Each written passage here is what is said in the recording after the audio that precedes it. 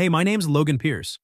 I'm 26, and I work as a construction worker for a small repair crew out in the suburbs of Seattle. It's not glamorous or anything, mostly fixing leaky roofs, patching drywall, and hauling debris around muddy sites. My days start early, end late, and by the time I get back to my rented one-bedroom that's seen better days, I'm usually too beat to do much more than microwave something frozen, take a quick shower, and crash on the couch. The place has this old screen door that sticks every time it rains, which is basically always in Seattle, and the kitchen faucet drips no matter how many times I tighten it. But it's mine, and I like the quiet. No roommates, no drama, just me and the occasional beer on the back step, watching the fog roll in off the sound. I don't date much. Hell, I don't date at all, really. The last time I tried was back in college, and it fizzled out before it even started. Women my age seem to want guys with plans, ambitions, maybe a suit or two in the closet. Me? I'm happy with my toolbox and a steady paycheck. But my sister Tessa, she's 28, married with a kid on the way, I won't let it go. She's always on my case about getting out there and not turning into a hermit.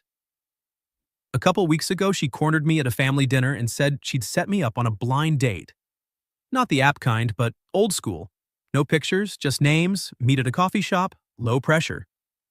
Her name's Madison, Maddie, Tessa said. She's sweet, works in an office downtown. You'll like her, trust me. I rolled my eyes, but I agreed. What was the harm? The plan was simple. Evergreen Brew, 7 p.m., table number 4 by the window. Be polite if you're late, Tessa texted me that afternoon. And maybe bring flowers? Don't be a caveman. I chuckled at that. Flowers? Sure, why not? That day on the job dragged longer than usual. We were fixing up an old warehouse roof, and the rain held off just enough to let us work overtime. By the time I clocked out, it was already pushing 6:45. No time to swing home and change. I was still in my faded jeans, flannel shirt with paint splatters from last week's gig, work boots caked in mud, and a jacket that smelled like sawdust. On the way to the cafe, I stopped at a corner store and grabbed the cheapest bouquet they had. A handful of white daisies wrapped in plastic. Simple, not too flashy. Figured it'd do. Evergreen Brew was packed when I got there. It was that time of year, holiday lights strung up everywhere. The air thick with cinnamon and fresh roasted coffee, soft jazz versions of Christmas tunes playing in the background. People huddled at tables laughing over mugs, the windows fogged from the warmth inside clashing with the chill out. I scanned the room for table 4. The place had these little numbered signs on the edges, but with the crowd, it was hard to spot. Near the big window overlooking the street, I saw a woman sitting alone, her back to the main room, a book open in front of her, and a half-empty latte nearby. She had on a soft brown sweater, her dark hair wavy and falling just past her shoulders. She looked relaxed, like she belonged there, waiting for nobody in particular. Something about her posture, calm, unhurried, made me think, yeah, this has to be it. Tessa would pick someone like that. I walked over, heart thumping a little harder than I'd admit. Sorry I'm late, I said, my voice coming out rougher than I meant. I'm Logan. These are for you.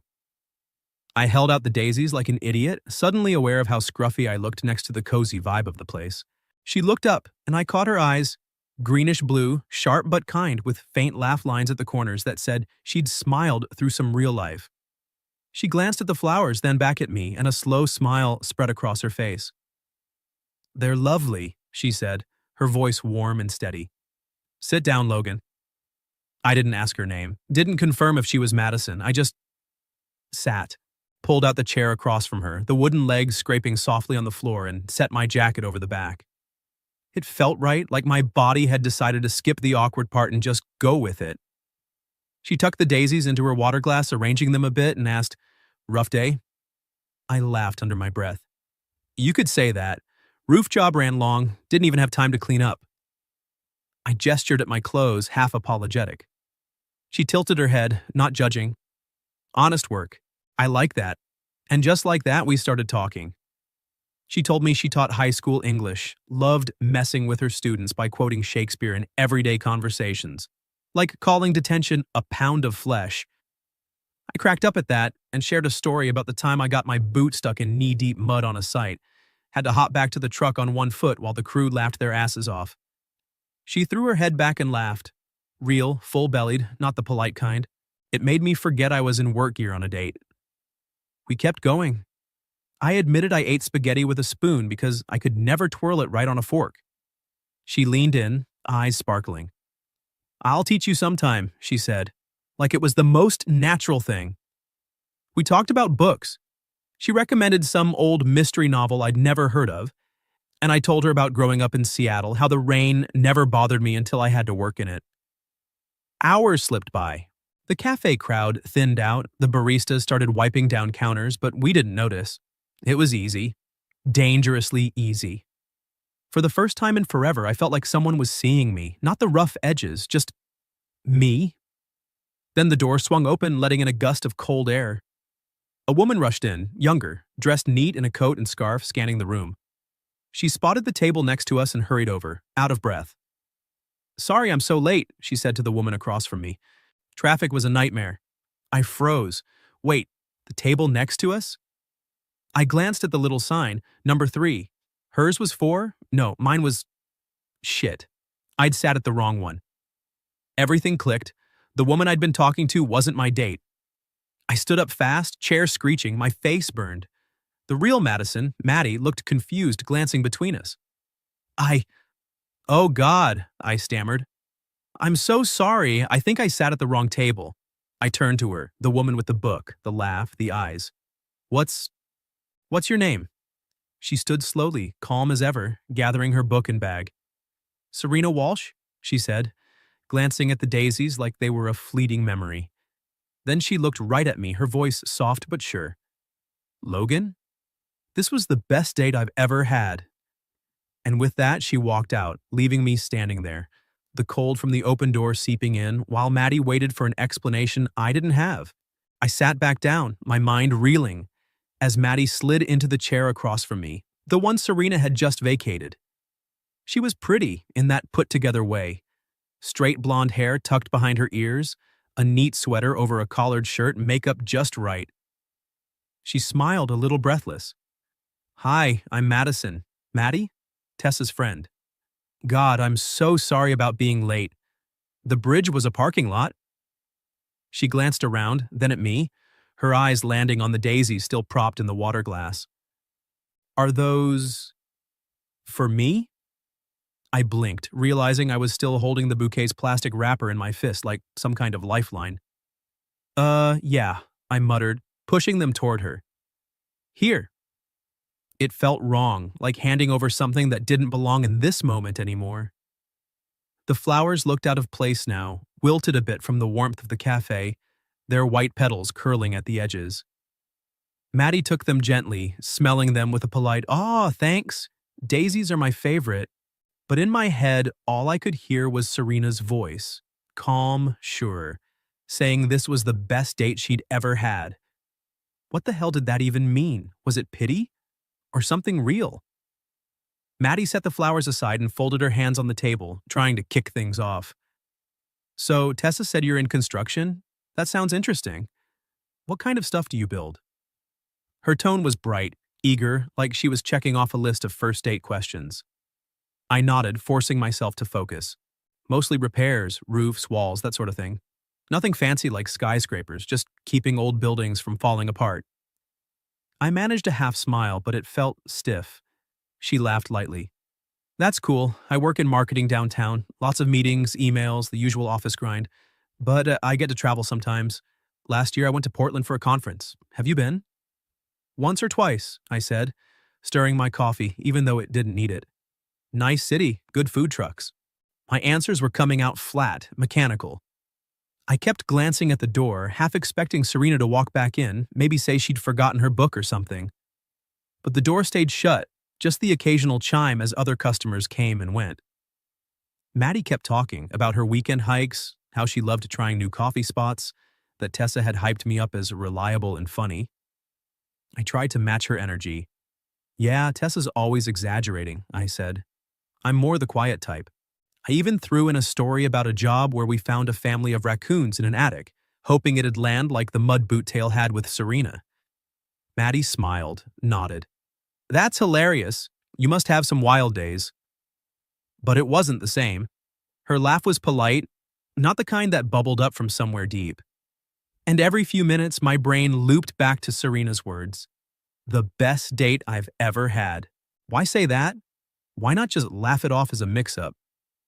I pictured her walking out into the night, book under her arm, that calm smile fading into the cold. Had she meant it? Or was I reading too much into a stranger's kindness? Maddie must have noticed. She paused mid-sentence, something about her dream vacation to Europe, and tilted her head. You okay? You seem a little distracted. Her voice was gentle, not accusatory, but I could tell she felt it. The air between us had shifted, like the cafe's warmth couldn't quite reach our table anymore. I rubbed the back of my neck. Sorry, long day on the site. My head's still half there. It wasn't a total lie, but it wasn't the truth either. She nodded sympathetically. I get it. Work can be draining. We can reschedule if you want. But the spark wasn't there, and we both knew it. We finished our drinks in shorter bursts of talk. Weather, holiday plans, safe stuff.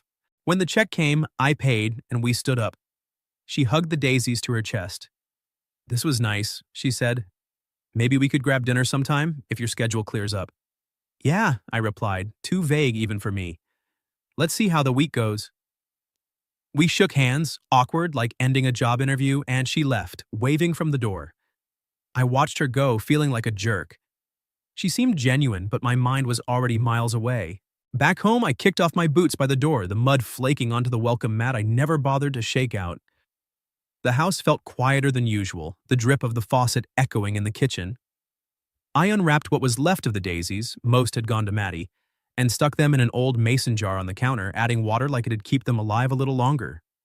Why? I didn't know. Maybe because throwing them out felt like admitting the whole night was a screw-up. Or maybe because they reminded me of her. Simple, unpretentious, the way our conversation had flowed without effort. I sank onto the couch, phone in hand. Tessa had texted, "How'd it go?" Spill. I stared at it, thumb hovering. What could I say? That I'd sat with the wrong woman for hours and it felt more right than anything? No, instead, I called her. It was okay, I said when she picked up. Maddie's nice. Just nice? Tessa pressed. Come on, details. I hesitated. Hey, random question. Do you know anyone named Serena Walsh? A pause. Who? No, why? Nothing, I said. Forget it. We talked a bit more, but I cut it short. After hanging up, I decided tomorrow I'd go back to Evergreen Brew. Ask around, see if anyone knew her. It was a long shot. No number, no last name details beyond what she'd said, no idea where she taught. But I had to try. Because walking away from that table felt like leaving something unfinished. Something that, for once, didn't feel like just another day. The next day dragged like wet cement. I woke up with Serena's words stuck in my head, replaying on loop. The best date I've ever had. It didn't make sense. How could a mix-up like that mean anything to her? But it did to me. I showered, threw on clean work clothes, same jeans, different flannel, and headed to the site. The crew was already there, hammering away at a deck rebuild for some suburban house. Rain drizzled just enough to make everything slick, the kind that soaks you slow without you noticing. My buddy Mike clapped me on the back. How'd the blind date go, lover boy? Score big? He grinned, tool belt clanking. I forced a laugh. It was interesting. I didn't elaborate. What was I going to say? That I'd talked to the wrong woman for hours and now couldn't stop thinking about her? Instead, I grabbed a nail gun and got to work, pounding boards into place like it could hammer the confusion out of my skull. But every swing, every thud, my mind wandered back. Serena Walsh, teacher. English, from what she'd said. Seattle area, that was all I had. No phone number, no social media hint. Just a name and a face I couldn't shake. Tessa called around lunch. I stepped away from the noise, leaning against the truck bed. So, spill, she said. Maddie texted me, said it was nice, but you seemed off. What happened? I hesitated. She's great, Tess, really, but I don't know, not sure it's a match. A sigh on her end. Logan, come on, you barely gave it a shot. What, traffic made her late and you bailed? It's not that. I paused, then went for it. Hey, random, do you know a Serena Walsh? Maybe through work or something? Who? No. Why? Is that someone from the cafe? Forget it, I said quick. Just a name I heard. We talked a bit more, her pregnancy updates, holiday plans, but I cut it short. After hanging up, I pulled up my phone during break, typed Serena Walsh Seattle teacher into the search bar. Results popped. A few LinkedIn profiles, some school directories, but nothing clicked. One was a math tutor in Tacoma, wrong, another a retired principal.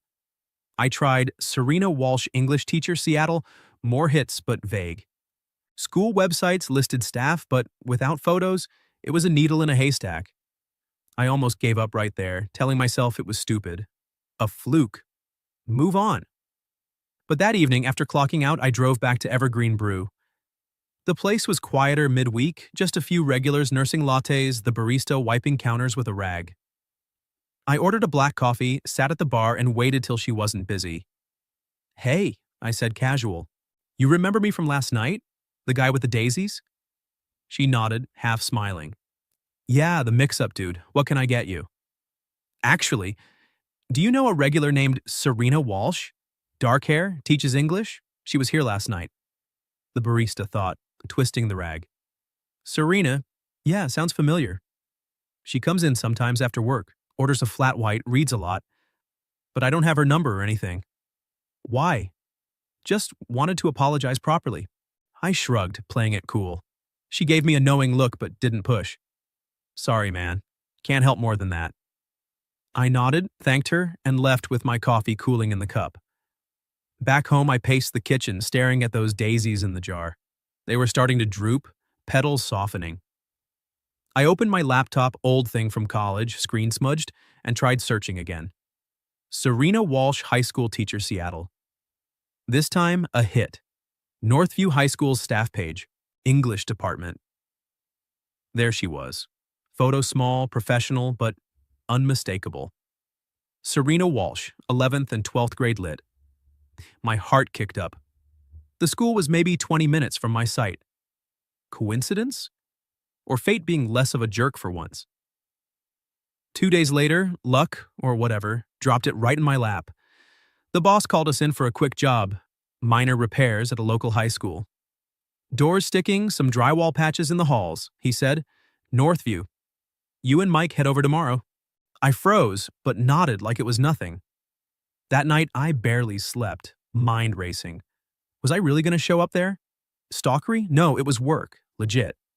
But deep down, I knew I was hoping. Morning came gray and damp.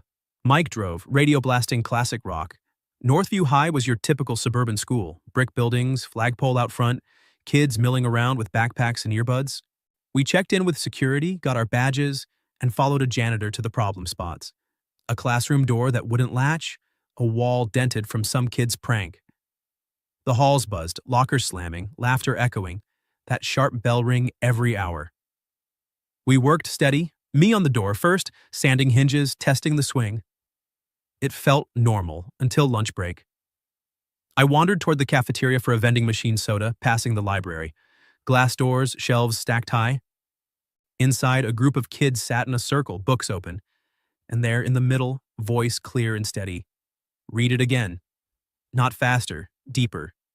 Feel the words, don't just say them. I stopped dead. That voice. I peered through the glass. Serena. Hair tied back neat, cardigan over a simple blouse, standing with a book in hand. She looked different here, professional in her element, but it was her. One of the students glanced up, but she kept teaching, unfazed. Class wrapped a few minutes later. Kids filed out, chattering. I hung back by the door, heart pounding like I was the one in trouble. She gathered papers, then looked up. Our eyes met. Hers widened for a split second, then softened. Logan? I stepped in, toolbox heavy in my hand. Hey, this is weird. I swear I'm not following you.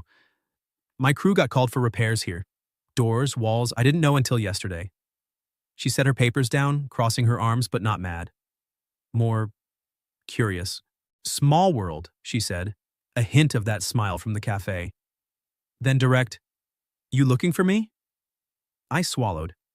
Yeah, no, I tried asking at the cafe, searched online a bit, but this? Total accident. I paused, shifting my weight. Look, about the other night, I didn't mean to crash your evening like that, but when you left, I couldn't stop thinking about it, about you. She watched me, quiet for a beat. Kids' voices faded down the hall. Finally, she nodded. My day ends at 4. If you still want to talk. Evergreen brew. You picked the table this time. I exhaled, relief flooding in. I'll be there. She turned back to her desk, but as I left, I caught her glance. Soft, maybe a little surprised. Like she hadn't expected me to show up in her world, but I had. And now there was no turning back. I showed up at Evergreen Brew a few minutes before 4, my truck still humming from the drive. The rain had picked up, turning the streets glossy under the gray sky. I parked a block away, not wanting to look too eager, and walked in with my jacket zipped high.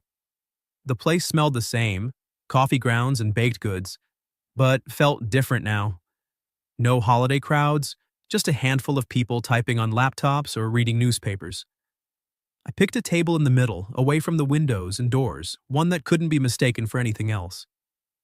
Ordered a black coffee for me and a flat white for her, remembering what the barista had said. Then I sat, hands drumming the table, staring at the steam rising from my mug. She walked in at 4:05, shaking rain from her umbrella, her cardigan swapped for a light coat. Her hair was a little damp, frizzing at the ends, but she looked composed, like the school day hadn't worn her down. She spotted me, gave a small wave, and came over. You picked a safe one, she said, hanging her coat on the chair and sitting. No mix-ups this time. I pushed the flat white toward her. Figured you'd like this. The barista mentioned it. She raised an eyebrow, smiling faintly. You asked about me? She took a sip, not breaking eye contact. How many times are you planning to apologize, Logan? I chuckled, rubbing my jaw.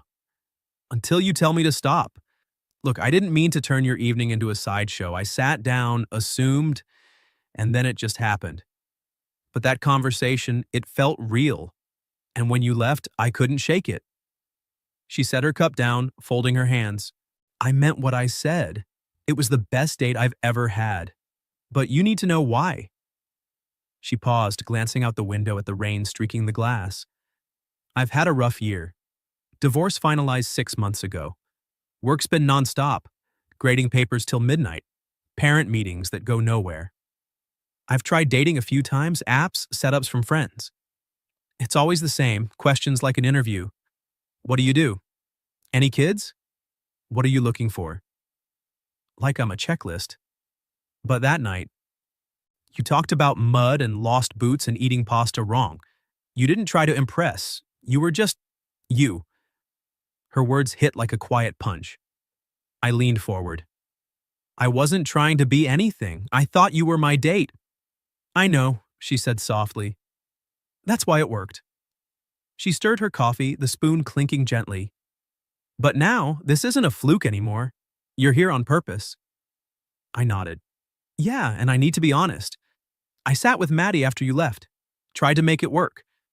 She's nice, really, but my head wasn't there. Kept thinking about you, about how easy it was. When she asked if we'd meet again, I gave some half answer. Felt like a jerk. Serena's expression didn't change, but she nodded. What about her now, Maddie? I owe her clarity, I said. I'll tell her it's not a fit. No leading her on. Good, Serena replied, her voice firm but kind. Don't make me the reason you treat someone badly. I won't. We sat quiet for a moment, the cafe's hum filling the space, espresso machine hissing, low chatter from the corner. Then I said what had been gnawing at me. Serena, I don't do this. Chase someone I barely know. But that night, it stuck. And seeing you at the school today felt like a sign. Stupid, maybe. She smiled, but it was thoughtful. Not stupid, just complicated. She leaned back, crossing her arms. Logan, I like clarity, no games. If we're doing this, talking, seeing where it goes, you go in with both feet. No half measures. I can do that, I said, meeting her eyes. But there's stuff in the way. You're a teacher. I'm a guy who shows up covered in drywall dust. And the age thing, you're what, mid-30s? 36, she said, no hesitation. And you're 26. 10 years. Does that bother you? I shook my head. Not me, but others. Yeah, people might think, I don't know, that I'm just curious or you're taking advantage. She nodded slowly. I've thought about that, Whispers at school. Who's that guy picking her up? Or worse, parents complaining. My ex was older, stable job, the whole package. This? Us? It doesn't fit the picture. She looked at me, serious. You scared of the labels? A little, I admitted. Afraid it'll make this feel wrong when it doesn't. But if we go slow, prove it with time? Time, she echoed, her fingers tracing the rim of her cup. That's the key. No rushing. The rain picked up outside, pattering harder against the window. We talked more. Lighter stuff, like her favorite books. She loved mysteries with twists you don't see coming. And my weekend hikes out to the trails near Olympia. But underneath, that undercurrent, the barriers weren't gone, just acknowledged. As the cafe started emptying, she checked her watch. I should head home. Papers to grade. We stood, and I helped her with her coat. At the door, she turned. This was good, Logan. Real again. Yeah, I said. Hey, there's a reading at the community library next week. Poetry thing. If you want right person, round 2? Come with? She paused, then smiled. Text me the details. She pulled out her phone and we swapped numbers. Simple, no fanfare. But slow, remember? Slow, I agreed. She stepped out into the rain, umbrella popping open, and I watched her walk away, the streetlights catching the wet pavement. It wasn't a kiss goodbye, wasn't some movie moment, but it felt like a start, one I wasn't backing out of no matter the fears creeping in. The first thing I did after that second coffee meet was handle the loose ends. I called Tessa that night, pacing my kitchen with the daisies wilting a little more in their jar. Hey, I said when she answered. About Maddie, it's not gonna work. A groan on her end. Logan, what? She said you were nice. What happened? It's not her. She's great. But I met someone else. Sort of. I kept it vague, not ready to spill about the mix-up or Serena. Tessa grilled me, who, how, details, but I held firm. When it's solid, I'll tell you. Just let Maddie know I'm sorry. No hard feelings. Tessa sighed. Fine, but you're killing me here. We hung up and I texted Maddie next. Hey, sorry for the delay. You're awesome, but I don't think we're a match. Wish you the best. Short? Honest? She replied quick. Understood. Take care. No drama. Relief hit, but so did the weight. This thing with Serena was real now, not just a fluke. The library reading was Thursday evening. I got off work early, showered off the day's grime, sawdust in my hair, paint under my nails, and put on something decent. Clean jeans, a button-up shirt that didn't scream construction guy. The community library was a cozy spot downtown, brick walls lined with shelves, folding chairs set in rows facing a small podium.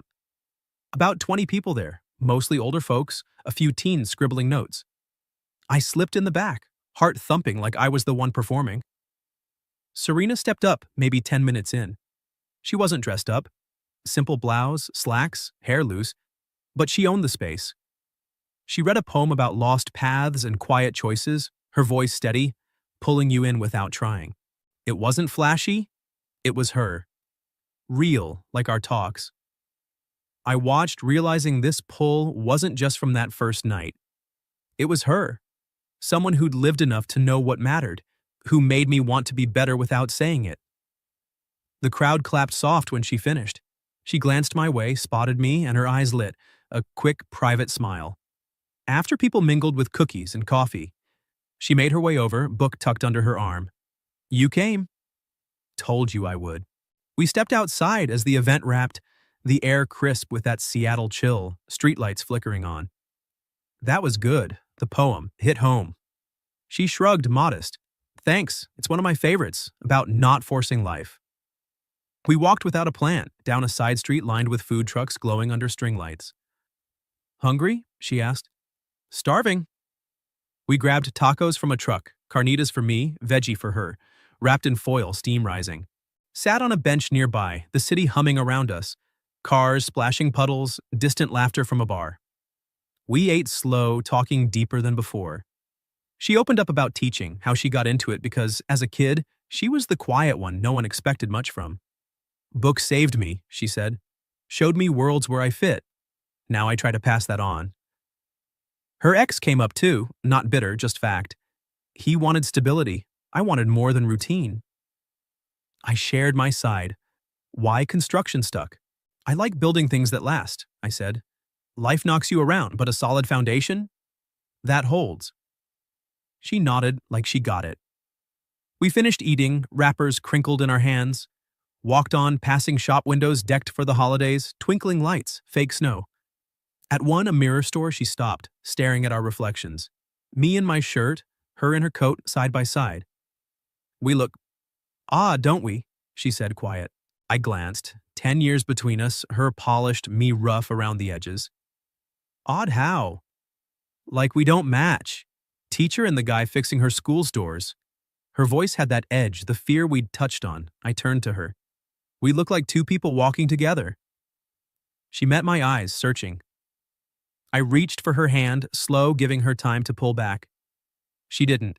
Her fingers laced with mine, warm despite the cold. This scares me too, I admitted. The looks, the whispers. But if we hide from it, what's the point? She squeezed my hand. Slow, remember? But yeah, don't hide. We stood there, rain misting our faces, her touch grounding me. No kiss, no rush. Just that moment, real and unspoken. A few days later, she texted, "Dinner at my place Saturday?" Not blind. I said yes. Her house was a small bungalow in a quiet neighborhood. Cozy, bookshelves everywhere, a kitchen that smelled like herbs. I showed up with a bottle of wine, nerves buzzing. She answered in jeans and a sweater, hair down. Come in. We cooked together. Pasta, her teaching me to twirl the fork right, laughing when I fumbled. Ate at her table, talking easy, her worst student stories, my dumbest job mishaps. After we cleared plates, and I spotted it on the counter. A single white daisy in a vase, fresh but familiar. You kept one? I asked. She nodded, touching the petal. From that night, figured it deserved to stick around. I stepped closer. You said it was your best date, but that was just the opener. She looked up, eyes soft. Then sit down, Logan. This time, the table's right. We did. Talking late into the night, no promises of forever, just here and now. It wasn't perfect. The age gap lingered, the what-ifs. But we chose it anyway. Slow, real. And for once, that felt like enough.